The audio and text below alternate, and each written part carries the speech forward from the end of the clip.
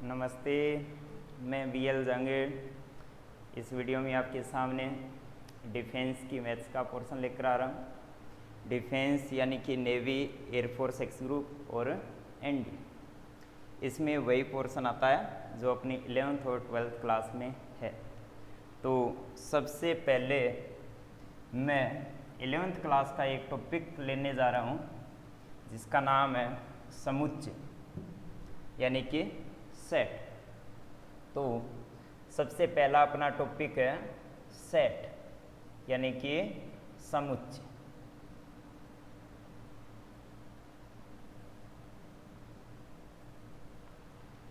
सबसे पहले तो अपन सोचते हैं या देखते हैं कि सेट होता क्या है। सेट यानी कि समुच्चय होता क्या। सेट एक कलेक्शन होता है। सेट एक कलेक्शन होता है यानी कि संग्रह होता है। संग्रह यानी कि समूह होता है। कैसा कलेक्शन होता है? Well defined. कैसा कलेक्शन होता है? वेल डिफाइंड यानी कि सुपरिभाषित संग्रह। सुपरिभाषित सेट क्या होता है? एक वेल डिफाइंड कलेक्शन होता है अर्थात सुपरिभाषित संग्रह होता है। किसका संग्रह होता है? वस्तुओं का। किसका संग्रह होता है? वस्तुओं का। वस्तुओं का सुपरिभाषित संग्रह क्या होता है? सेट अर्थात well defined collection of things यानी कि वस्तुओं का सुपरिभाषित संग्रह एक सेट होता है। संग्रह का अर्थ तो अपन को पता है कि संग्रह का अर्थ क्या है? एक साथ रखना। लेकिन सुपरिभाषित शब्द का अर्थ क्या है? सुपरिभाषित शब्द का अर्थ है कि जिन वस्तुओं का कलेक्शन करते हैं, संग्रह करते हैं, उनमें एक विशेष नियम अर्थात एक तर्क होना चाहिए जो कि किसी स्पेशल व्यक्ति के लिए ना होकर प्रत्येक व्यक्ति के लिए सेम हो। प्रत्येक व्यक्ति के लिए क्या हो? सेम हो। जैसे मैं बोल रहा हूँ कि किसी स्कूल के टीचर्स का सेट बनाना है, किसी स्कूल के अध्यापकों का कलेक्शन करना है, किसी विद्यालय के अध्यापकों का आपको क्या करना है? कलेक्शन। तो पहले बालक को कहूँगा कि विद्यालय के सभी अध्यापकों का कलेक्शन करो यानी कि उनका नाम लिखो, तो वो लिख देगा। दूसरे बालक को बोलूँगा तो भी वो उन्हीं टीचर्स का नाम लिखेगा। तीसरे को बोलूँगा तो भी सेम टीचर्स का नाम लिखेगा। यानी कि प्रत्येक केस में नियम सेम है अर्थात जो अध्यापक है उन सभी के नाम क्या है? सेम आ रहे। अब अगर मैं बोल दूं कि विद्यालय के स्मार्ट टीचर्स का कलेक्शन करो यानी कि स्मार्ट अध्यापक जो है उनका संग्रह करना है, तो इस केस में जो कलेक्शन होगा वो हर बालक के संगत अलग अलग प्राप्त हो सकता है। कैसे? क्योंकि अगर कोई टीचर मुझे स्मार्ट लगता है तो जरूरी नहीं है कि वो आपको भी स्मार्ट लगे। यानी कि मैं बोलूँगा कि टीचर्स का सेट, टीचर्स का कलेक्शन अगर करते हो तो वो वाला कलेक्शन क्या होगा? वेल डिफाइंड यानी कि सुपरिभाषित। तो टीचर्स का कलेक्शन क्या होगा? एक सेट होगा। लेकिन स्मार्ट टीचर्स,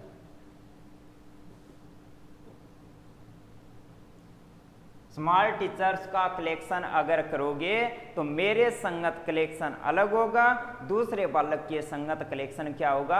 अलग होगा। यानी कि व्यक्ति दर व्यक्ति जो कलेक्शन हो रहा है वो चेंज हो रहा है यानी कि जो कलेक्शन है वो सुपरिभाषित नहीं है अर्थात स्मार्ट टीचर्स का कलेक्शन जो है वो सुपरिभाषित नहीं है तो सेट नहीं होगा। अर्थात फिर से बोल रहा हूँ, सेट यानी कि समुच्चय क्या होता है कि well defined collection of things यानी कि वस्तुओं का सुपरिभाषित संग्रह ही क्या होता है? सेट होता है। संग्रह का तो अर्थ क्या है? एक साथ लिखना। और सुपरिभाषित का अर्थ क्या है कि जिन वस्तुओं को एक साथ लिख रहे हो उसमें एक स्पेशल नियम होना चाहिए जो कि व्यक्ति दर व्यक्ति ना बदले। एक दूसरा उदाहरण मैं लिख रहा हूं कि अगर मैं आपको बोल रहा हूं कि प्रथम 5 नेचुरल नंबर का कलेक्शन करो, प्रथम 5 नेचुरल नंबर का कलेक्शन करो, पहले वाले को बोलोगे तो भी उस कलेक्शन में आएगा 1 2 3 4 और 5, दूसरे वाले को बोलोगे तो भी क्या आएगा 1 2 3 4 और 5। तो अगर मैं बोल रहा हूं कि प्रथम 5 नेचुरल नंबर का कलेक्शन करो तो वो क्या है, हर केस में सेम आ रहा है। तो प्रथम 5 नेचुरल नंबर का कलेक्शन एक क्या होगा, सुपरिभाषित यानी कि वेल डिफाइंड कलेक्शन है, और वेल डिफाइंड कलेक्शन ही क्या होता है, सेट होता है। तो ये क्या होगा, सेट होगा। प्रथम 5 नेचुरल नंबर का सेट, प्रथम 5 नेचुरल नंबर का कलेक्शन क्या होगा, एक सेट होगा। लेकिन अगर मैं बोल रहा हूं कि 5 नेचुरल नंबर का सेट बना, 5 नेचुरल नंबर का कलेक्शन करो, तो पहला वाला हो सकता है कि 1 2 3 4 और 5 लिखे, ये भी क्या है, नेचुरल नंबर। अगर कोई दूसरे वाले को बोलेंगे तो वो लिख सकता है 6 8 9 5, ये भी लिख सकता है। तो ये भी क्या है, कलेक्शन है।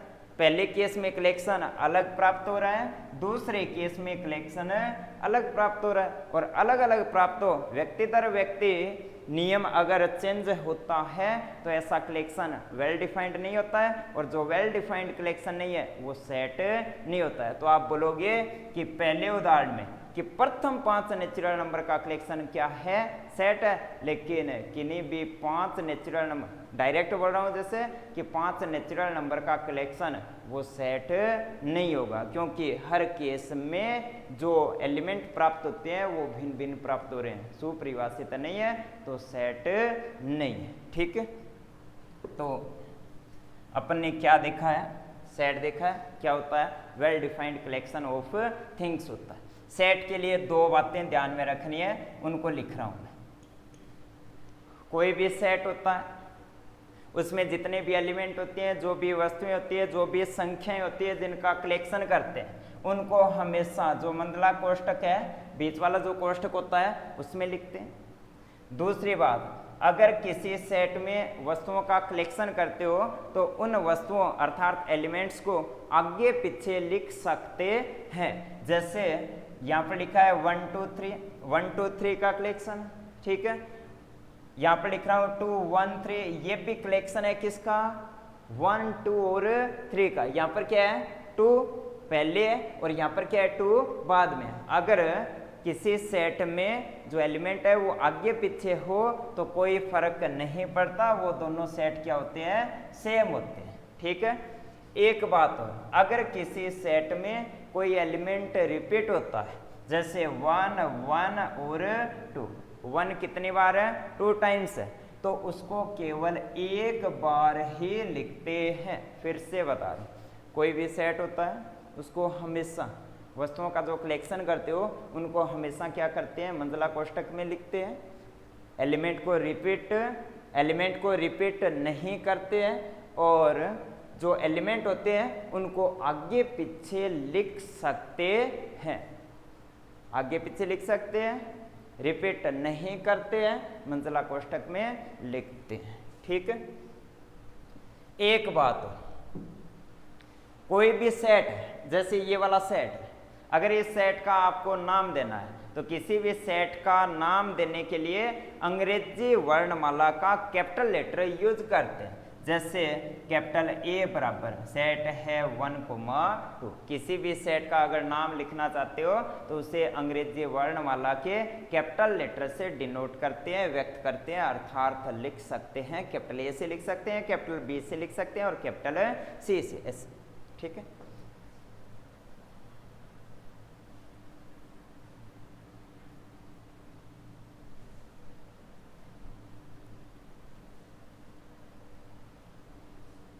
नेक्स्ट देखो, उदाहरण लिख रहा हूं, जैसे 1 2 और 3 का कलेक्शन सेट है, तो मंडला कोष्टक, नाम लिखना है अंग्रेजी वर्णमाला का, जैसे कैपिटल लेटर लिख दिया। ठीक है, अब सुनो, ये जो 1 2 और 3 है जिससे सेट बना है, इन्हें सेट के एलिमेंट कहते हैं। एलिमेंट यानी कि समुच्चय के अवयव कहते हैं। और अपन ये बोले कि 1 किसका एलिमेंट है, ए का है, तो इसको डिनोट कैसे करेंगे, लिखें कैसे, लिखते हैं 1 belongs to set capital A. ये वाला जो चिन्ह है इसको लिखते हैं बिलोंग्स टू, यानी कि जो 1 है वो बिलोंग करता है किसमें, सेट ए में। 2 भी किसके अंदर है, इस सेट ए के अंदर, तो आप लिख सकते हो 2 बिलोंग्स टू सेट ए। 3 भी किसके अंदर है, ए के अंदर, तो 3 belongs to set A. 4 set A के अंदर है क्या, नहीं है, तो आप लिखोगे कि 4 does not belongs to set A. ये जो है समुच्चय के अवयव है, सेट के एलिमेंट है, इनके लिए बीच में चिन्ह क्या आता है, बिलोंग्स टू। अगर कोई एलिमेंट सेट में नहीं है तो उसे लिखते हैं does not belongs to, 4 does not belongs to set A. ठीक है, नेक्स्ट, जैसे ये वाला सेट है, इस सेट में total number of elements count करते हैं, कितने एलिमेंट है, 1 2 और 3, 3 एलिमेंट है। तो ये जो संख्या 3 है इसे सेट के कार्डिनल नंबर कहते हैं, यानी कि अपनी नेक्स्ट हेडिंग है कार्डिनल नंबर।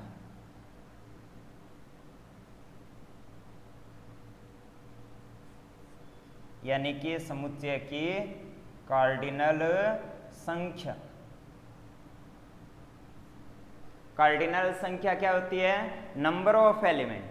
कार्डिनल संख्या क्या होती है, नंबर ऑफ एलिमेंट। जैसे इस सेट में कितने एलिमेंट है, 3 एलिमेंट है, तो इस सेट की कार्डिनल संख्या कितनी होगी, 3 होगी।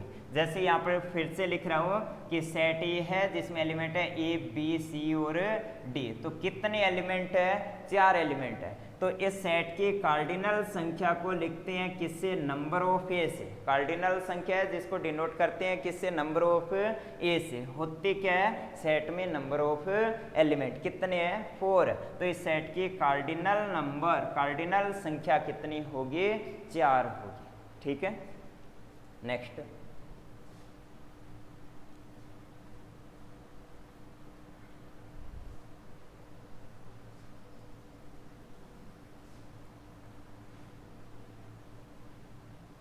नेक्स्ट हेडिंग आती है सेट का निरूपण।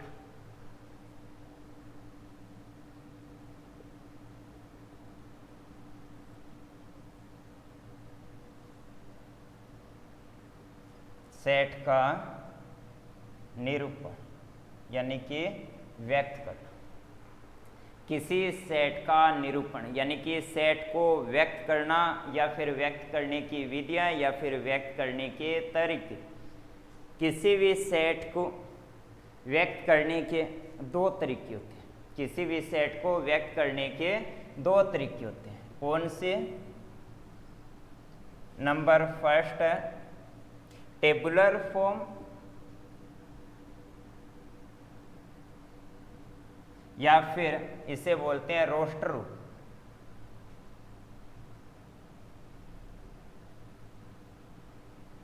यानी कि तालिका विधि। किसी भी सेट को डिनोट करने के या फिर व्यक्त करने के 2 तरीके हैं। पहली विधि का नाम क्या है, रोस्टर फॉर्म यानी कि तालिका विधि, और दूसरे का नाम है सेट बिल्डर फॉर्म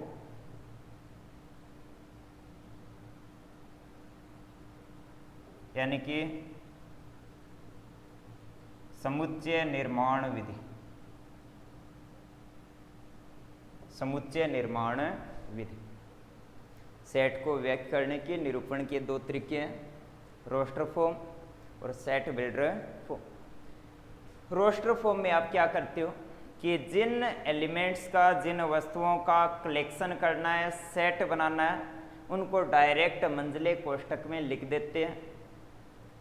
जो विधि होती है उसका नाम क्या होता है, रोस्टर फॉर्म। जैसे प्रथम 5 नेचुरल नंबर का सेट बनाना है तो आप क्या करोगे, डायरेक्ट मंझला कोष्ठक में उन एलिमेंट को लिख दोगे। जो सेट बनेगा, जिस विधि से सेट बन रहा है उस विधि का नाम क्या है, रोस्टर फॉर्म।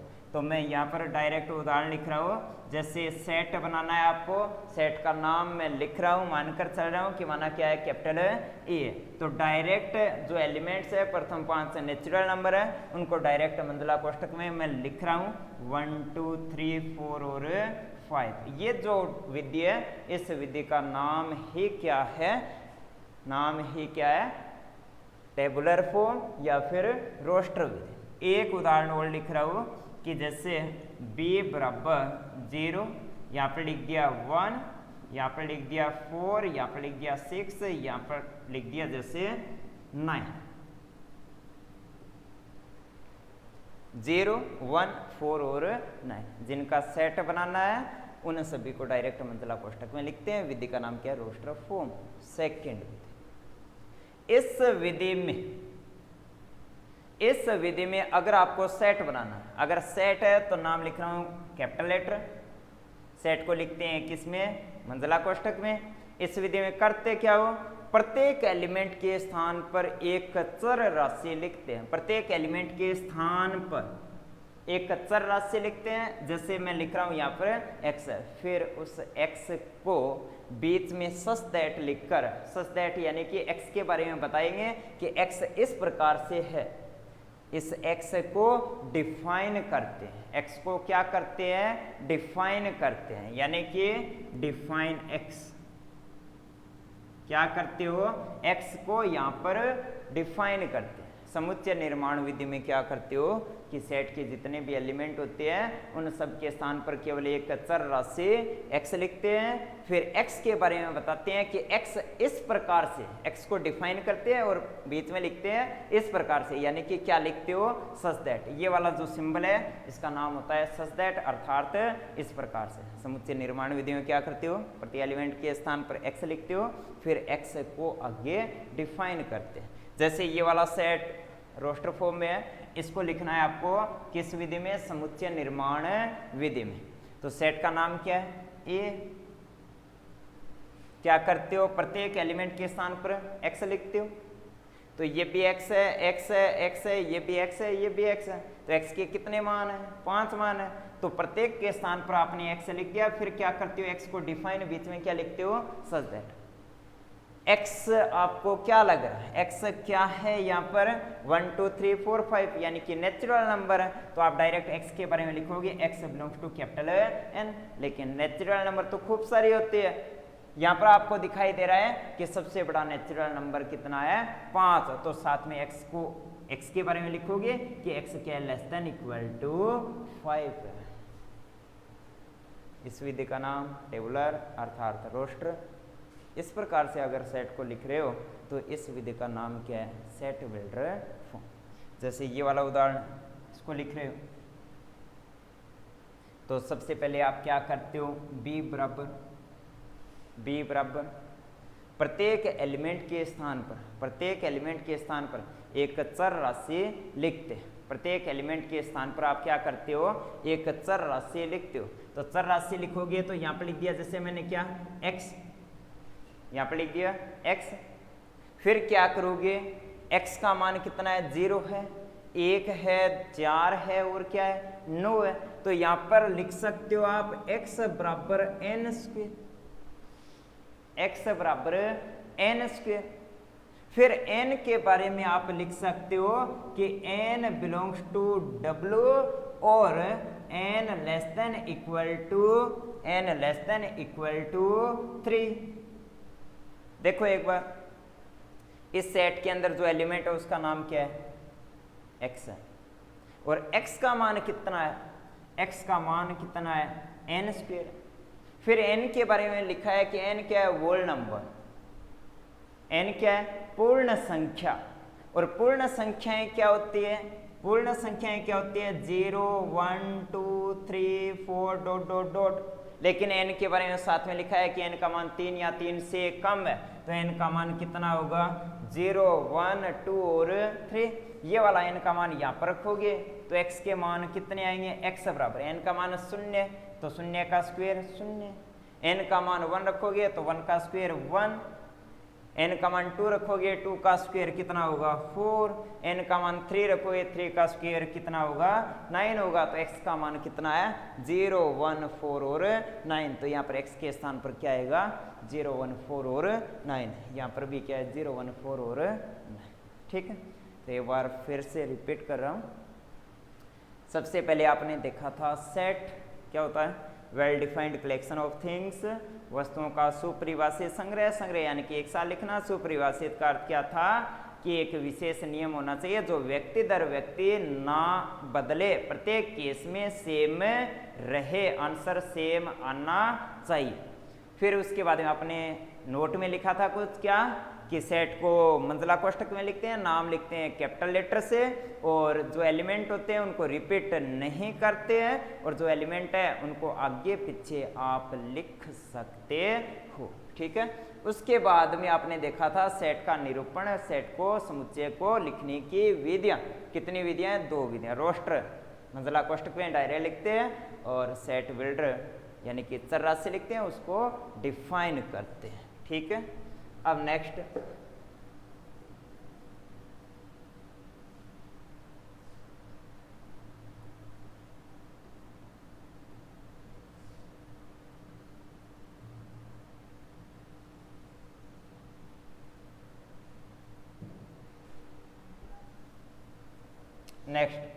सेट के प्रकार।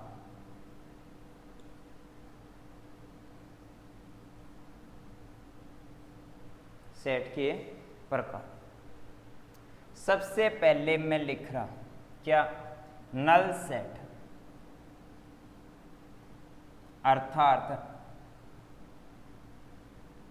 एम्प्टी सेट, और इससे लिख सकते हो वॉइड सेट भी लिख सकते हो, अर्थात रिक्त समुच्चय।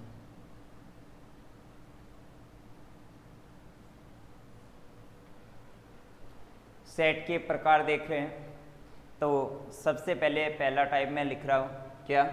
नल सेट, एम्प्टी सेट, या फिर वॉइड सेट यानी कि रिक्त समुच्चय। ठीक है। वह सेट जिसमें कोई भी एलिमेंट विद्यमान ना हो नल अर्थात एम्प्टी सेट कहलाता है।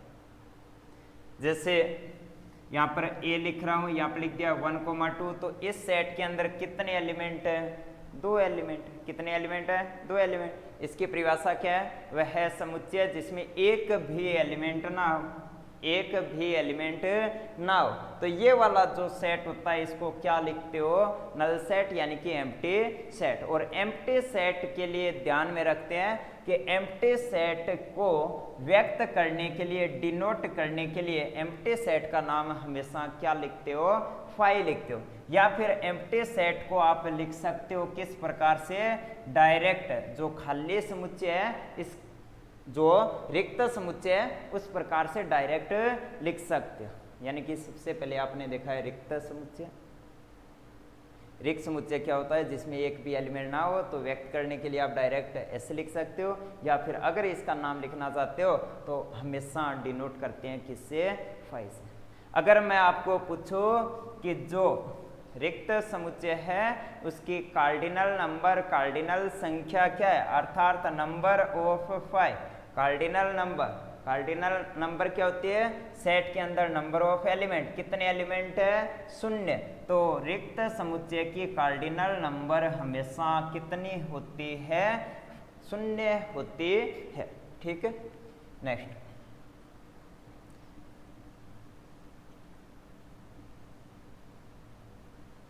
दोनों सिंगलटन सेट यानी कि एकल समुच्चय।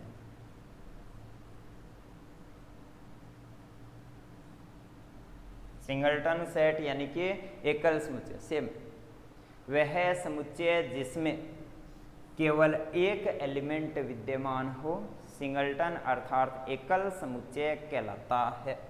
जैसे उदाहरण के रूप में लिख सकते हो कि सेट ए बराबर जैसे 5 लिख दिया।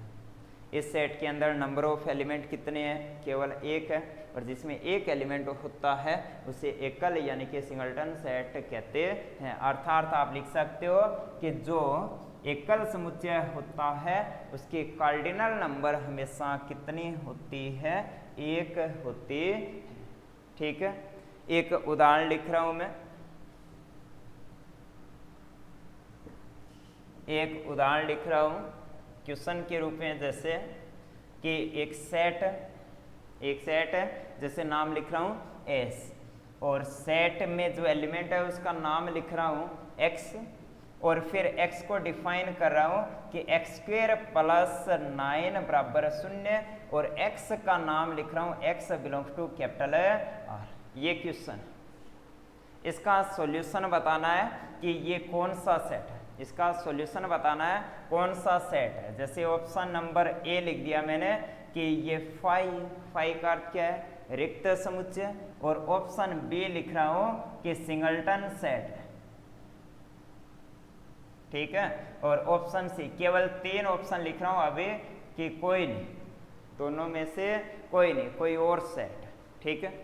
तो एक बार देखो, सबसे पहले तो ये वाला जो सेट लिखा है किस रूप में लिखा है, सेट बिल्डर फॉर्म में, एक्स है फिर एक्स को डिफाइन किया है तो सेट बिल्डर फॉर्म में लिखा है, ठीक है। तो इसका सॉल्यूशन देखना है आपको। फाई कब होगा, रिक्त समुच्चय कब होगा, जब सेट में नंबर ऑफ एलिमेंट 0 है। सिंगलटन कब होगा, जब सेट में नंबर ऑफ एलिमेंट कितने हो, 1 हो, ठीक है। तो आप इस सेट में नंबर ऑफ एलिमेंट चेक कर रहे हो, नंबर ऑफ एलिमेंट यानी कि x के मान चेक कर रहे हो, x के कितने मान होते, x को डिफाइन किया है कि x इस इक्वेशन का सॉल्यूशन है और वह सॉल्यूशन है जो कि क्या हो, रियल नंबर हो, वह सॉल्यूशन है जो कि क्या है, एक रियल नंबर। तो इसका सॉल्यूशन ज्ञात करो, तो x के प्लस 9 बराबर लिख दिया 0। इक्वेशन का सॉल्यूशन यानी कि x का मान ज्ञात करना है, तो यहां से क्या आएगा, x² बराबर -9 लिख दिया, यानी कि x बराबर क्या लिखोगे, जैसे इसको लिख सकते हो क्या, बराबर i² गुणा 9 या फिर 3 का स्क्वायर।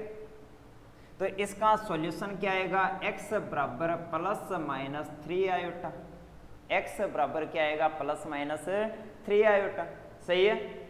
लेकिन x के इस समीकरण के 2 सॉल्यूशन है, 3 i और माइनस का 3 i, दोनों ही क्या है, दोनों ही क्या है, काल्पनिक संख्या है, दोनों ही क्या है, काल्पनिक संख्या है। x का कोई भी मान वास्तविक संख्या नहीं है। ये जो सेट है, इस सेट में x का मान ज्ञात करना है, x इस इक्वेशन का सॉल्यूशन है और कौन सा सॉल्यूशन होना चाहिए, रियल नंबर। लेकिन जो 2 सॉल्यूशन आए हैं वो दोनों ही क्या है, इमेजिनरी पार्ट यानी कि काल्पनिक संख्या है, और काल्पनिक संख्या है यानी कि एक भी रियल नंबर नहीं है, यानी कि इस सेट में नंबर ऑफ एलिमेंट कितने हैं, 0। कोई भी वास्तविक हल प्राप्त नहीं होता, यानी कि x का कोई भी मान प्राप्त नहीं होता, यानी कि x का मान नहीं है। अर्थात इस सेट के लिए cardinal number of element in set कितने हैं, 0, और जिसमें 0 एलिमेंट होते हैं उस सेट का नाम क्या होता है, रिक्त समुच्चय यानी कि फाई, ठीक है। नेक्स्ट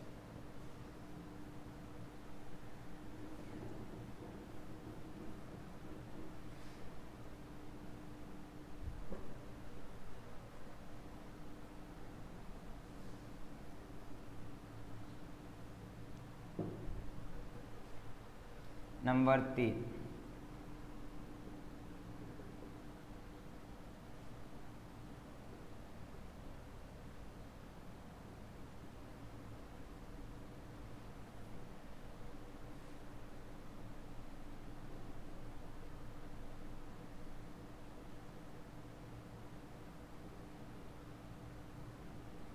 नेक्स्ट है परिमित व अपरिमित समुच्चय, फाइनाइट एंड इनफाइनाइट सेट। सुनो, नाम से पता चल रहा है परिमित, यहाँ पर नाम है अपरिमित। वह समुच्चय जिसमें नंबर ऑफ एलिमेंट फाइनाइट यानी कि परिमित संख्या में एलिमेंट हो उसका नाम होता है परिमित समुच्चय अर्थात फाइनाइट सेट। और वह समुच्चय जिसमें अपरिमित का अर्थ है कितना, अनंत, यानी कि वह सेट जिसमें नंबर ऑफ एलिमेंट कितने हो, इनफाइनाइट, अनंत हो, क्या कहलाता है, अपरिमित समुच्चय कहलाता है, ठीक है। तो जैसे उदाहरण के रूप में लिख रहा हूं कि जैसे सेट ए है, यहाँ पर लिख दिया 1 2 3 और 4 लिख दिया, और यहाँ पर लिख रहा हूँ सेट बी है, यहाँ पर लिख दिया 1 2 3 4 और ... and so on. Number of element कितने हैं? 4 है, परिमित संख्या में एलिमेंट है, तो इस सेट का नाम क्या है? Finite set. Number of element कितने हैं? 1 2 3 4 डॉट डॉट डॉट, यानी कि इस प्रकार से एलिमेंट आते चले जा रहे हैं, यानी कि नंबर ऑफ एलिमेंट कितने? इनफाइनाइट। तो इस सेट का नाम क्या है? इनफाइनाइट सेट है। इस सेट का नाम क्या है? इनफाइनाइट।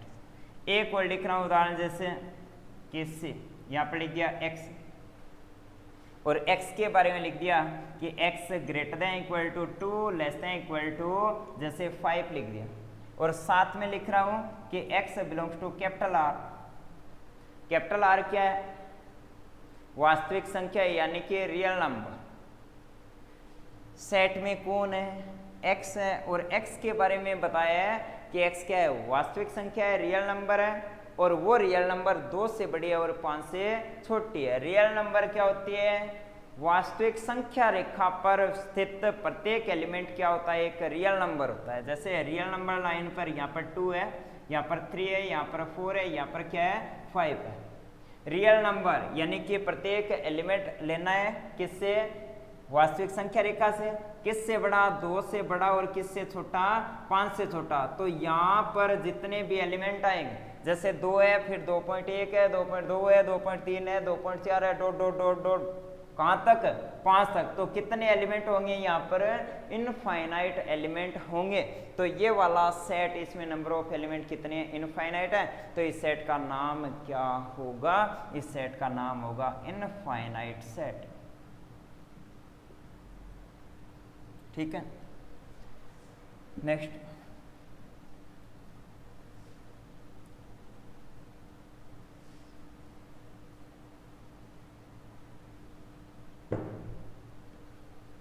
नेक्स्ट है इक्वल सेट, यानी कि समान समुच्चय। देखो, कोई दो सेट,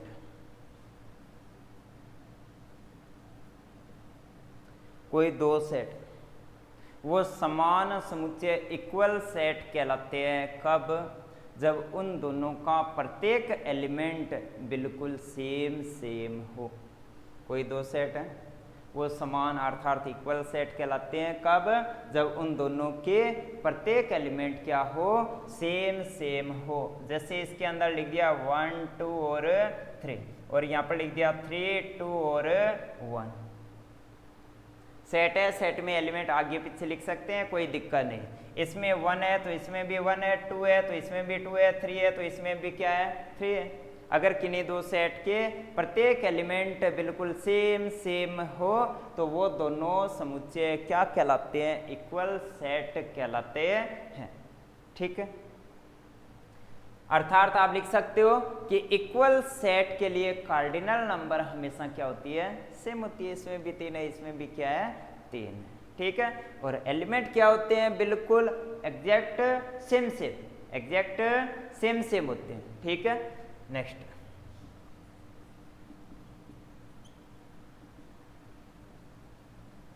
इक्विवेलेंट सेट यानी कि तुल्य समुच्चय या फिर समतुल्य समुच्चय। ठीक है, अब सुनो, दो सेट लिख रहा हूं। कोई दो सेट कैपिटल ए व कैपिटल बी समतुल्य या फिर तुल्य समुच्चय कहलाते हैं यदि उन दोनों की कार्डिनल नंबर सेम, यानी कि उन दोनों में नंबर ऑफ एलिमेंट सेम।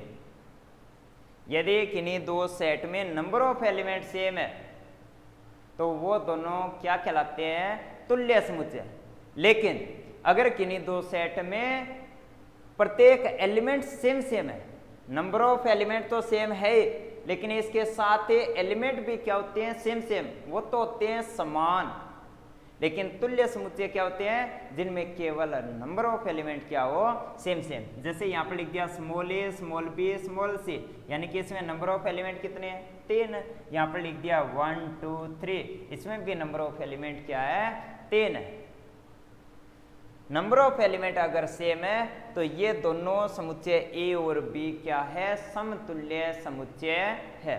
और समतुल्य समुच्चय या फिर तुल्य समुच्चय को लिखते हैं किससे कि ए तुल्य है किसके बी के, और समान समुच्चयों को लिखते हैं किससे ए बराबर बी से। सही है, फिर से बोल रहा हूँ, समान समुच्चय कब होते हैं जब दोनों में जो एलिमेंट होते हैं वो क्या हो same same, element same same है तो नंबर ऑफ एलिमेंट तो अपने आप सेम सेम होंगे। और समतुल्य क्या होते हैं जिनमें केवल number of element same same हो, एलिमेंट बिल्कुल सेम हो जरूरी नहीं है, नंबर ऑफ एलिमेंट सेम हो, लेकिन इसमें एलिमेंट भी सेम होने चाहिए। एक नोट लिख रहा हूं, क्या समान समुच्चय, समान समुच्चय तुल्य समुच्चय होता है, समान समुच्चय तुल्य समुच्चय होते, ये सही है। समान समुच्चय तुल्य समुच्चय होते हैं, क्यों? तुल्य समुच्चय में केवल एक कंडीशन है कि उनमें नंबर ऑफ एलिमेंट सेम होने चाहिए। अगर समान समुच्चय है तो पहले के एलिमेंट दूसरे के एग्जैक्ट सेम होते हैं तो नंबर ऑफ एलिमेंट अपने आप सेम हो जाएंगे। जैसे इसमें भी 3 है तो इसमें भी सेम है, नंबर ऑफ एलिमेंट सेम है तो तुल्य भी है, तो ये वाला सही। नेक्स्ट सेकंड लिख रहा हूं, तुल्य समुच्चय, तुल्य समुच्चय समान समुच्चय होते, ये वाला क्या है गलत। क्यों है गलत? कि ये दोनों तुल्य तो है लेकिन समान नहीं है, क्योंकि ए इनमें से किसी के भी बराबर नहीं है। ठीक है,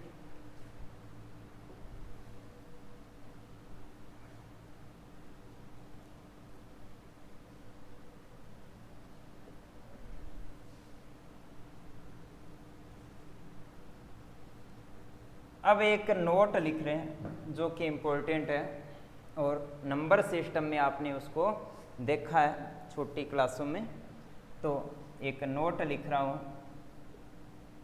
ध्यान में रखना। ठीक है, कि सबसे पहले नेचुरल नंबर का सेट, प्राकृत संख्याओं का समुच्चय, प्राकृत संख्या का सेट, प्राकृत संख्याओं का समुच्चय यानी कि नेचुरल नंबर का सेट, नेचुरल नंबर का सेट क्या होता है? लिखते हैं किसे कैपिटल एन से, और नेचुरल नंबर में सबसे पहले क्या आता है? 1 आता है, 1 2 3 4 डॉट डॉट डॉट। ठीक है, इन सभी को नेचुरल नंबर कहते हैं।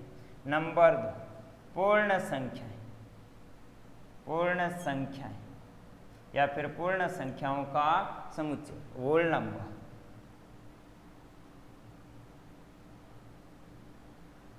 लिखते हैं किसे? कैपिटल डब्ल्यू से। नेचुरल नंबर के सेट में शून्य को ऐड कर देते हैं तो वो वाला सेट पूर्ण संख्याओं का समुच्चय बन जाता है। लिखते हैं किसे? डब्ल्यू से, तो यहाँ पर आएगा 0 1 2 3 डॉट डॉट डॉट। ठीक है, नेक्स्ट पूर्णांक, नेक्स्ट पूर्णांक यानी कि इंटीजर। पूर्णांक को लिखते हैं किससे? कैपिटल आई से या फिर कैपिटल जेड से। इसके अंदर आता है क्या? 0 आता है। फिर positive integer 1 2 3 4 5 and so on. Negative integer -1 -2 -3 and so on. इसको इस प्रकार से भी लिख सकते हैं 0 +-1 +-2 +-3 डॉट डॉट डॉट। जो पूर्णांक होते हैं, इंटीजर्स होते हैं, उनको ऐसे लिखते हैं या फिर जेड से। नंबर 4 आप लिख सकते हो क्या? धनात्मक पूर्णांक, धनात्मक पूर्णांक, पॉजिटिव इंटीजर, पॉजिटिव इंटीजर संकेत रूप में लिखते हैं आई प्लस से या फिर जेड प्लस से। और पॉजिटिव इंटीजर में केवल पॉजिटिव नंबर आते हैं, कौन? 1 2 3 4 और 5 डॉट डॉट डॉट। फिर क्या है नेगेटिव इंटीजर, नेगेटिव इंटीजर यानी कि ऋणात्मक पूर्णांक, ऋणात्मक पूर्णांक को लिखते हैं i माइनस से या फिर z माइनस से। इसके अंदर आएंगे क्या -1 -2 -3 -4 and so on, -1 -2 -3 dot dot dot. Zero ना तो पॉजिटिव इंटीजर है और ना ही नेगेटिव इंटीजर, ठीक है। नेचुरल नंबर कैपिटल N से, पूर्ण संख्या कैपिटल W से, पूर्णांक i या फिर z से, धनात्मक पूर्णांक i प्लस या फिर z प्लस से, ऋणात्मक पूर्णांक i माइनस या फिर z माइनस से लिखते हैं, ठीक है।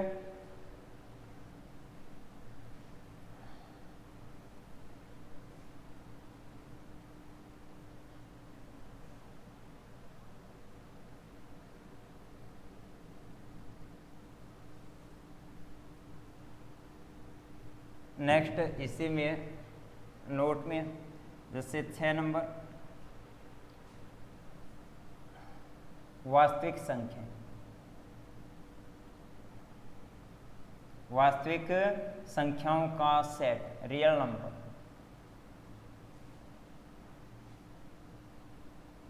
वास्तविक संख्याओं का सेट लिखते हैं किससे कैपिटल R से। वास्तविक संख्याएं क्या होती है जो वास्तविक संख्या रेखा पर विद्यमान होती है, और वास्तविक संख्या रेखा क्या होती है, वास्तविक संख्या रेखा क्या होती है जिसके बीच में क्या लिखा हो शून्य, और इससे आगे क्या होती है धनात्मक संख्याएं जैसे 1, यहाँ पर क्या है जैसे 0.1 0.2 0.3 0.4, धनात्मक संख्याएं 1 फिर 1 से बड़ी 2 फिर 3 फिर उससे बड़ी 4 फिर डॉट डॉट डॉट, और लास्ट में क्या होती है धनात्मक संख्याओं में सबसे बड़ी प्लस अनंत। यानी कि जैसे राइट साइड में जाते हैं संख्या का मान लगातार बढ़ता जाता है और लेफ्ट साइड में जाते हैं संख्या का मान घटता जाता है। शून्य से छोटी -1 से छोटी जैसे लिख रहा हूं मैं -2 फिर क्या है -3 फिर क्या है -4 फिर डॉट डॉट डॉट, लास्ट में सबसे छोटी नेगेटिव संख्या क्या होती है माइनस अनंत होती है। इस संख्या रेखा पर जो भी संख्या विद्यमान होती है उस संख्या का नाम क्या होता है वास्तविक संख्या होता है। तो वास्तविक संख्याओं का सेट बनाना है तो वास्तविक संख्याएं आएगी कहां से लेकर माइनस अनंत से लेकर प्लस अनंत तक, प्रत्येक संख्या आती है। कितनी संख्याएं आएंगी प्रत्येक संख्या आएगी। तो इसको लिखते हैं किससे माइनस अनंत से लेकर प्लस अनंत तक। छोटा कोष्ठक है इसका अर्थ क्या है माइनस अनंत परिभाषित नहीं होता है, माइनस अनंत को आज तक किसी ने भी नहीं देखा, प्लस अनंत भी परिभाषित नहीं होता है। तो माइनस अनंत और प्लस अनंत शामिल नहीं है, इन दोनों के बीच का प्रत्येक नंबर शामिल है, ठीक है। यहाँ पर एक बात और लिख रहा हूँ कि जैसे यहाँ पर लिखा है मैंने -1 से 2 इस प्रकार से लिखा है, फिर लिख रहा हूँ -1 से लेकर 2, फिर लिख रहा हूँ -1 +2 लिखा है। इस ब्रैकेट का अर्थ क्या है, इन दोनों का मान देखते हैं संख्या रेखा पर। इस ब्रैकेट का अर्थ है कि संख्या रेखा पर -1 से लेकर +2 तक की इन दोनों के बीच की प्रत्येक संख्या इस सेट में विद्यमान है। अगर छोटा कोष्ठक है तो -1 विद्यमान नहीं है, +2 विद्यमान नहीं है। इन दोनों के बीच का प्रत्येक नंबर इस सेट में विद्यमान है। इस ब्रैकेट का अर्थ क्या है -1 +2। अगर बड़ा कोष्ठक है तो -1 भी शामिल है, +2 भी शामिल है और बीच का प्रत्येक नंबर है वो भी क्या है शामिल है। यानी कि -1 से लेकर ये शामिल है, +2 तक 2 भी शामिल है और बीच का प्रत्येक एलिमेंट भी क्या है शामिल है। इस ब्रैकेट का अर्थ है। और मंझले कोष्ठक का अर्थ है कि केवल -1 और बाद वाली संख्या क्या है 2, तो केवल -1 और केवल +2 शामिल है, ठीक है।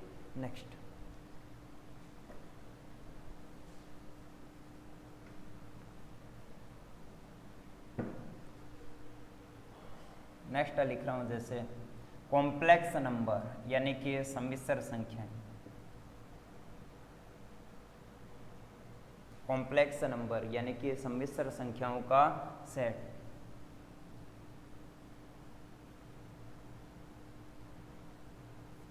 कॉम्प्लेक्स नंबर के सेट को लिखते हैं किससे? सी से। जो एलिमेंट होता है उसके स्थान पर लिख रहा हूँ क्या? एक्स। फिर एक्स को डिफाइन करते हैं तो सच दैट यहाँ पर लिख दिया एक्स बराबर ए प्लस आयोटा बी, और फिर ए और बी के बारे में लिख रहा हूँ A comma B belongs to capital है। कॉम्प्लेक्स नंबर के सेट में क्या आता है? एक्स आता है, और एक्स किसके बराबर है? कि वास्तविक प्लस आयोटा वास्तविक, वास्तविक प्लस आयोटा गुणा वास्तविक, इस टाइप की जो संख्याएं होती है उनका सेट जो होता है उसे नाम देते हैं कॉम्प्लेक्स नंबर का सेट। ठीक है, एक और लिख सकते हो जैसे परिमेय संख्याओं का सेट, परिमेय संख्याओं का set, rational number, rational number का सेट। परिमेय संख्याओं के सेट को लिखते हैं किससे? क्यू से। और परिमेय संख्याओं का सेट करना लिखना है तो समुच्चय निर्माण विधि से एलिमेंट का नाम लिख दिया क्या? एक्स। डिफाइन कर रहे हो तो एक्स बराबर लिख दिया पी अपॉन क्यू। फिर पी और क्यू के बारे में लिख रहा हूँ कि P comma Q belongs to integer, पूर्णांक लिख दिया, और नीचे वाला जो पूर्णांक होता है उसका मान हमेशा क्या होना चाहिए? Not equal to 0। और नीचे वाला पूर्णांक अगर शून्य होता है तो वो संख्या क्या होती है? विद्यमान नहीं होती है, परिभाषित नहीं होती है। फिर अपरिमेय संख्याएं, और अपरिमेय संख्याओं का सेट इर्रेशनल नंबर,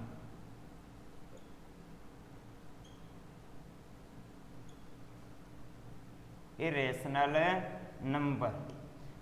अपरिमेय संख्याओं का जो सेट होता है उसे लिखते हैं क्यू नोट से या फिर क्यू पावर से और या फिर क्यू डैश से लिखते हैं। और अपरिमेय संख्याएं क्या होती है?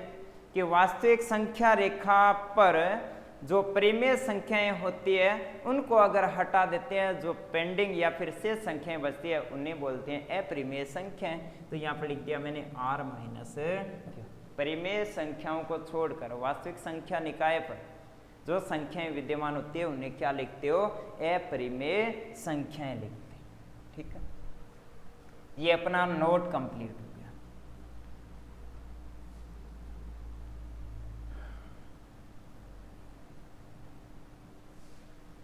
तो एक बार फिर से रिपीट कर रहा हूं। सबसे पहले आपने देखा था क्या? सेट क्या होता है? Well defined collection of things. Well defined क्या होता है? रूल व्यक्ति दर व्यक्ति चेंज नहीं होना चाहिए। कैपिटल लेटर से लिखते हैं, मंडला कोष्ठक में लिखते हैं, आगे पीछे लिख सकते हैं, रिपीट नहीं करते हैं। ठीक है, नेक्स्ट थे कार्डिनल नंबर। वो क्या होती है? Number of element. फिर व्यक्त करना या फिर सेट को निरूपण करने की विधियां दो प्रकार की, रोस्टर और सेट बिल्डर फॉर्म। रोस्टर क्या होती है? एलिमेंट्स को डायरेक्ट लिख देते हैं, और सेट बिल्डर में चर एलिमेंट लिखते हैं, फिर उसको डिफाइन करते हैं। उसके बाद में आपने देखा था सेट के प्रकार, समुच्चयों के प्रकार। सबसे पहले रिक्त, जिसमें यानी कि एम्प्टी सेट जिसमें एक भी एलिमेंट ना हो। फिर एकल यानी कि सिंगलटन क्या होता है? जिसमें केवल एक एलिमेंट हो। फिर फाइनाइट और इनफाइनाइट, जिसमें नंबर ऑफ एलिमेंट कितने हो? फाइनाइट हो, वो फाइनाइट, और नंबर ऑफ एलिमेंट इनफाइनाइट हो, वो क्या होता है? Infinite set. फिर क्या था? इक्वल, ए और बी इक्वल कहलाते हैं कब? जब उन दोनों में प्रत्येक एलिमेंट क्या हो? Same same. और नेक्स्ट क्या था? इक्विवेलेंट यानी कि समतुल्य समुच्चय। ए और बी समतुल्य कहलाते हैं कब? जब दोनों में नंबर ऑफ एलिमेंट क्या हो? Same same. उसके बाद में आपने क्या किया? नोट देखा। नेक्स्ट हेडिंग है आपकी सबसेट, यानी कि उप समुच्चय। उप समुच्चय इसको मैं उदाहरण से लिख रहा हूं। जैसे लिख रहा हूं, यहां पर लिख दिया मैंने ए, और ए में लिख रहा हूं 1 2 3 4। यहां पर लिख रहा हूं मैं बी में लिख रहा हूं 1 2 3 4 5 6 7। नाम क्या लिखा है? सबसेट। सब का अर्थ होता है छोटा, सब का अर्थ क्या होता है? छोटा। जैसे इंस्पेक्टर है और सब इंस्पेक्टर, सब इंस्पेक्टर क्या होता है? इंस्पेक्टर से छोटा। उसी प्रकार सबसेट, यानी कि सबसेट होता है छोटा किससे? सेट से। सबसेट क्या होता है? छोटा होता है किससे? सेट से। जैसे यहाँ पर, और दूसरी बात फिर से बता रहा हूं कि जैसे आपने नाम देखा है कि इंस्पेक्टर और सब इंस्पेक्टर, जो अधिकार सब इंस्पेक्टर के पास होते हैं वो निश्चित रूप से इंस्पेक्टर के पास अवश्य होते हैं। उसी प्रकार से सबसेट वह होगा जिसके एलिमेंट निश्चित रूप से सेट के अंदर है और सेट के अंदर एलिमेंट इस सबसेट की तुलना में क्या है? ज्यादा है। यानी कि सब इंस्पेक्टर के पास अधिकार कम होते हैं और इंस्पेक्टर के पास अधिकार ज्यादा होते हैं। उसी प्रकार सेट के पास एलिमेंट ज्यादा होंगे और सबसेट में एलिमेंट कम होंगे, लेकिन सबसेट वाले एलिमेंट निश्चित रूप से सेट में होंगे। या फिर आप इस प्रकार से बोल सकते हो कि अगर किसी सेट कैपिटल ए का प्रत्येक एलिमेंट दूसरे सेट कैपिटल बी के अंदर विद्यमान, ए का प्रत्येक एलिमेंट बी के अंदर विद्यमान है, तो ए सबसेट होगा किसका? बी का। तो यहाँ पर देखो ए का प्रत्येक एलिमेंट किसके अंदर विद्यमान है?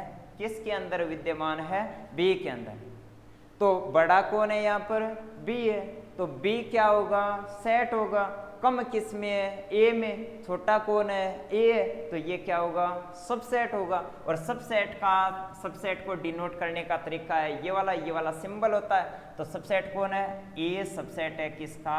बी का। फिर से बता रहा हूं, जैसे ए दिया, बी दिया, अगर ए का प्रत्येक एलिमेंट सेट बी के अंदर विद्यमान है तब ए सबसेट होता है किसका?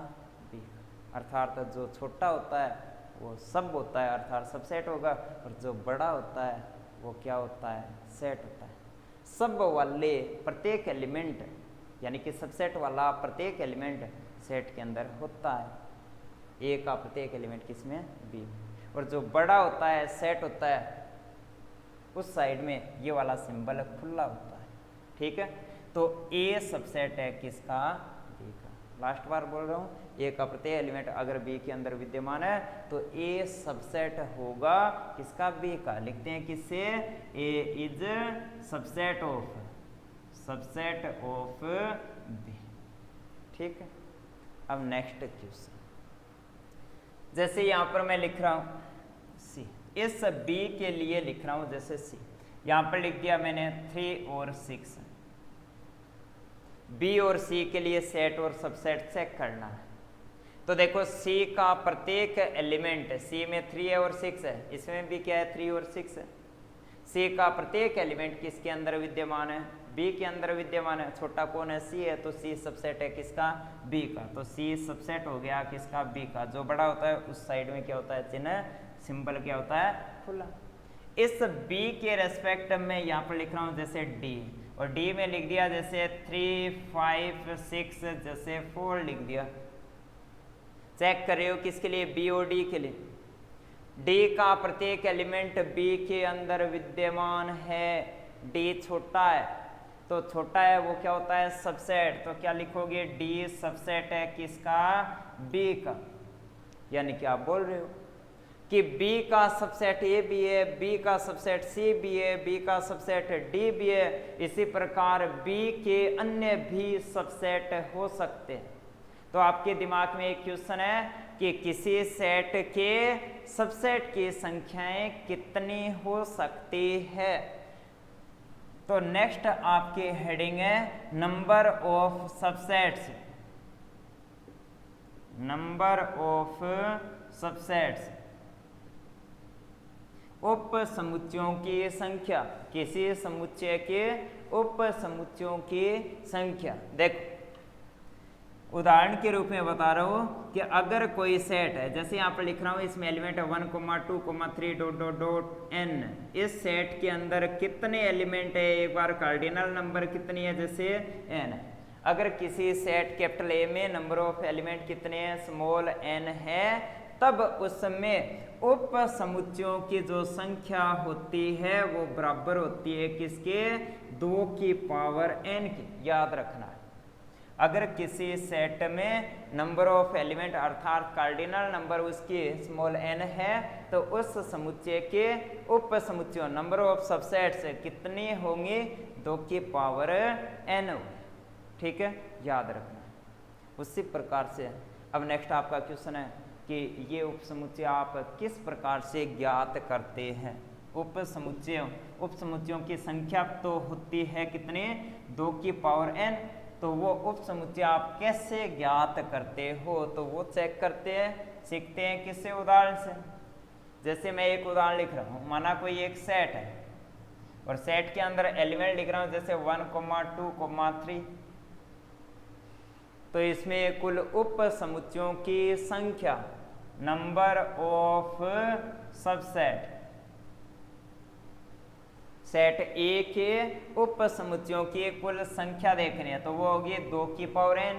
n क्या होती है, सेट ए में नंबर ऑफ एलिमेंट, इसमें कितने एलिमेंट है, 1, 2 और 3, तो 2 की पावर 3 यानी कि 8। इस सेट ए के कितने सबसेट होंगे, 8 होंगे। तो 8 सबसेट कैसे ज्ञात करते हैं, उसके लिए आपको ध्यान में रखना है कि सबसेट ज्ञात करना है तो सबसे पहले एक सबसेट ध्यान में रखना है कि 5 प्रत्येक समुच्चय का रिक्त समुच्चय प्रत्येक समुच्चय का उप समुच्चय होता है। तो सबसे पहले अगर सबसेट लिख रहे हो तो सबसे पहले आपको रिक्त समुच्चय लिखना है। सबसे पहले आपको क्या लिखना है, 5 लिख दो या फिर खाली ब्रैकेट। 5 क्या होता है, प्रत्येक समुच्चय का उप समुच्चय सबसेट होता है। तो जो 8 उप समुच्चय है वो लिख रहे हो, सबसे पहले 5 लिखना है, अर्थात आपने लिखा है वो समुच्चय लिखा है जिसमें एक भी एलिमेंट नहीं है। अब आप क्या करोगे, एक एक एलिमेंट वाले उप समुच्चय लिखोगे। जैसे यहाँ पर मैंने लिख दिया कि एक एलिमेंट केवल 1 ले लिया, 1, फिर एक एलिमेंट केवल 2 ले लिया, एक एलिमेंट केवल 3 ले लिया। तो ये 3 सबसेट है किसके, एक है। क्यों है, क्योंकि इसका जो एलिमेंट 1 है वो किसके अंदर है, 1 के अंदर है, तो ये सबसेट हो गया किसका, 1। 2 इसके अंदर है तो ये भी सबसेट है, 3 इसके अंदर है तो ये भी क्या है, सबसेट। तो सबसेट लिखने के लिए सबसे पहले लिखते हैं हमेशा 5, यानी कि जिसमें एक भी एलिमेंट नहीं है। फिर वो लिखते हैं जिनमें केवल एक एक एलिमेंट है, उसके बाद में वो लिखते हैं जिनमें 2 एलिमेंट हो। तो इसमें से आप 2 एलिमेंट लिखकर चलोगे। सबसे पहले आपने लिया है 1, 2, फिर आपने लिया है 1, 3, फिर आप लिखकर चल रहे हो क्या, 2, 3, 3 केस है। ये तीनों क्या है, सबसेट है किसके, एक है। क्यों, 1, 2 इसमें है, इसमें भी है, ये 1, 3 इसमें है और 2, 3 है, इसमें भी है। तो ये तीनों क्या है, सबसेट है। एक भी एलिमेंट नहीं है, एक एक एलिमेंट वाले, फिर 2 एलिमेंट वाले। उसके बाद में आप क्या करते हो कि 3 एलिमेंट वाले, इसमें 3 एलिमेंट है और 3 एलिमेंट वाला ही यहाँ पर लिखना है। तो 3 एलिमेंट वाला केवल एक ही केस बनेगा, कौन, 1, 2 और 3, यानी कि सेम सेट का सेम, ये और ये दोनों क्या है, सेम। तो सेम सेट के लिए सेम सेट हमेशा क्या होता है, सबसेट होता है। क्यों होता है, क्योंकि 1, 2, 3 जो एलिमेंट है, इस सेट के एलिमेंट है, वो इसके अंदर भी विद्यमान है। यही परिभाषा है। सेट ए सेट बी का सबसेट कहलाता है कब, जब इसका प्रत्येक एलिमेंट इसके अंदर विद्यमान है। 1, 2, 3 इसमें भी है, इसमें भी है, तो ए सेट स्वयं सेट ए का क्या होगा, सबसेट। तो टोटल कितने हुए, 3, 3, 6, 7 और 1 8 है। तो कोई भी सेट दिया है, जैसे यहाँ पर आपको दिया है क्या, बी, अगर आपको बोल रहा है कि बी के सबसेट बता, तो सबसेट अगर आपको लिखने हैं तो सबसे पहले आप क्या लिखोगे, 5 लिखोगे। फिर आप क्या करोगे, एक एक एलिमेंट यानी कि जिसकी कार्डिनल नंबर क्या हो सकती है, 1 हो, वो लिखते हैं। फिर 2 एलिमेंट वाले सबसेट लिखते हैं। फिर आप क्या करोगे, इस प्रकार से 3, 3, 4, 4, 5, 5, और लास्ट में क्या करोगे कि ये जो सेट बी है सेम का सेम, जो सेट बी है वो सेम का सेम लिखोगे। यानी कि सबसेट लिखने के लिए याद रखना है, सबसे पहले 5 लिखोगे और लास्ट में आप क्या लिखोगे, जिस सेट का सबसेट ज्ञात करना है वो सेम का सेम लिखोगे। ठीक है, तो याद रखना है, सेम सेट के लिए सेम सेट हमेशा क्या होता है, सबसेट, और प्रत्येक सेट के लिए 5 हमेशा क्या होता है, सबसेट होता है। तो इसके स्थान पर जैसे मैंने लिख दिया क्या, 5 लिख दिया। ठीक है, अब सुनो, नेक्स्ट आपका क्वेश्चन आता है, नेक्स्ट हेडिंग आपकी आती है कि सबसेट के प्रकार। सबसेट के प्रकार देखो, टाइप्स ऑफ सबसेट्स। उप समुच्चयों के प्रकार। उप समुच्चय दो प्रकार के होते हैं। पहला क्या होगा, प्रॉपर सबसेट, यानी कि उचित उप समुच्चय, और दूसरा होगा इम्प्रॉपर, यानी कि अनुचित उप समुच्चय। सबसेट के प्रकार, सबसेट तो है, ये दोनों सबसेट है, दो प्रकार के होते हैं, प्रॉपर और इम्प्रॉपर, उचित और अनुचित। आपको केवल अनुचित ध्यान में रखना है, इसको छोड़कर जो भी सबसेट होते हैं वो क्या होंगे, उचित होंगे। जैसे सेट ए दिया, ए के लिए ये सभी क्या है, सबसेट। कौन सा उचित है, कौन सा अनुचित है, केवल अनुचित, इम्प्रॉपर ध्यान में रखना है कि सेम सेट के लिए सेम सेट है, सेम सेट के लिए जो सेम वाला लास्ट वाला जो सबसेट आता है, सेम के लिए जो सेम सबसेट आता है उसका नाम क्या होता है, अनुचित यानी कि इम्प्रॉपर, अनुचित यानी कि इम्प्रॉपर। और इसको छोड़कर जो शेष सबसेट होते हैं उन सभी का नाम होता है क्या, प्रॉपर सबसेट।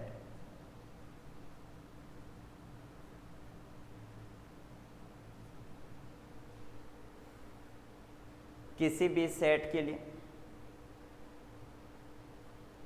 सेम सबसेट जो होता है, सेम का जो सेम सबसेट होता है उसका नाम क्या होता है, अनुचित उपसमुच्चय। और अनुचित को छोड़कर बाकी जितने भी सबसेट होते हैं उनका नाम क्या होता है, उचित उपसमुच्चय। तो देखो, टोटल नंबर ऑफ सबसेट कितने होते हैं, 2 की पावर n। अनुचित हमेशा कितने होंगे, केवल 1।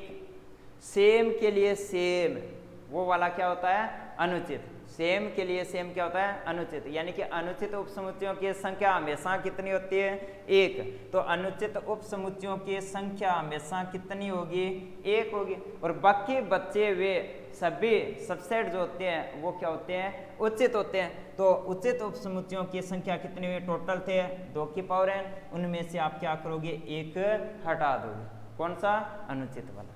ठीक है, तो देखो, अगर ए रिक्त समुच्चय नहीं है तो ए के लिए जो फाई है वो क्या है, प्रॉपर सबसेट है।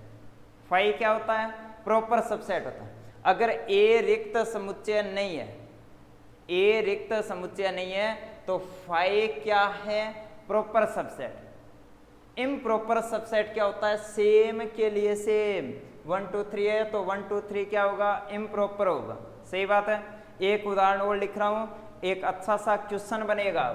जैसे यहां पर लिख रहा हूं मैं, ए बराबर, ए के अंदर एलिमेंट है 1,2, तो सबसेट यहां पर लिख रहे हो, जैसे यहां पर मैं सबसेट लिख रहा हूं तो सबसेट क्या होंगे, सबसे पहले एक भी नहीं यानी कि 5, फिर 1 1 और 2, फिर क्या होगा 1,2, सेम के लिए सेम, तो ये क्या है, इम्प्रॉपर। और ये बाकी क्या है, प्रॉपर सबसेट। यानी कि अगर ए रिक्त नहीं है तो फाई क्या है, प्रॉपर है। फाई क्या है, प्रॉपर। ठीक है, नेक्स्ट देखो, एक और देखो, अगर ए क्या है, इसके अंदर 3 एलिमेंट थे, इसके अंदर 2 एलिमेंट है। अब देखो, जैसे एक एलिमेंट है, ए रिक्त नहीं है इसमें भी, इसके लिए सबसेट ज्ञात करोगे, तो सबसेट ज्ञात करोगे तो सबसे पहले एक भी एलिमेंट नहीं है यानी कि 5, फिर एक एलिमेंट वाला क्या है, ये वाला।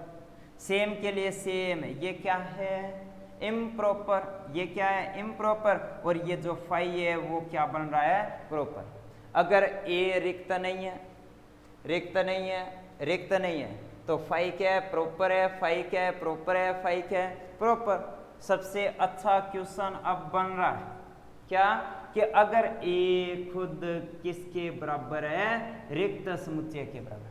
3 एलिमेंट थे, रिक्त नहीं है, फिर एक कम किया, 2 एलिमेंट रिक्त नहीं है, 1 एलिमेंट रिक्त नहीं है, फिर एक कम कर दिया, एक भी एलिमेंट नहीं है, यानी कि किसके बराबर है? 5 के। 5 के बराबर नहीं है, नहीं है, नहीं है, लेकिन 5 के बराबर है।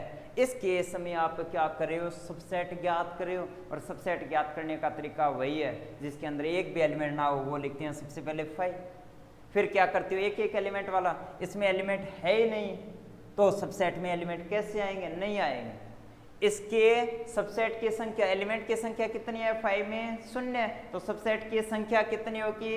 2 की पावर 0, यानी कि कितने? 1, तो सबसेट क्या आएगा? स्वयं में 5। तो 5 के लिए सबसेट चेक करोगे, वो सबसेट कितने होंगे? केवल 1 है, और एक सबसेट आया, इसको चेक करना है क्या कि प्रॉपर है या इम्प्रॉपर। सबसे पहले क्या करते हो? ध्यान में रखते हैं क्या?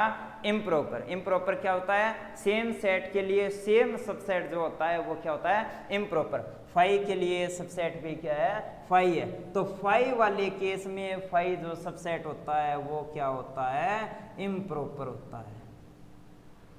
अगर a 5 के बराबर है, इस केस में सबसेट जो 5 आता है वो 5 सबसेट है, वो इम्प्रॉपर होता है। बाकी केस में अगर a 5 के बराबर नहीं है तो सबसेट 5 प्रॉपर है, सबसेट 5 प्रॉपर है, सबसेट 5 क्या है? प्रॉपर है। ध्यान में रखना है, a 5 के बराबर है तो सबसेट 5 इम्प्रॉपर, a 5 के बराबर नहीं है तो सबसेट 5 जो होता है वो हमेशा क्या होता है?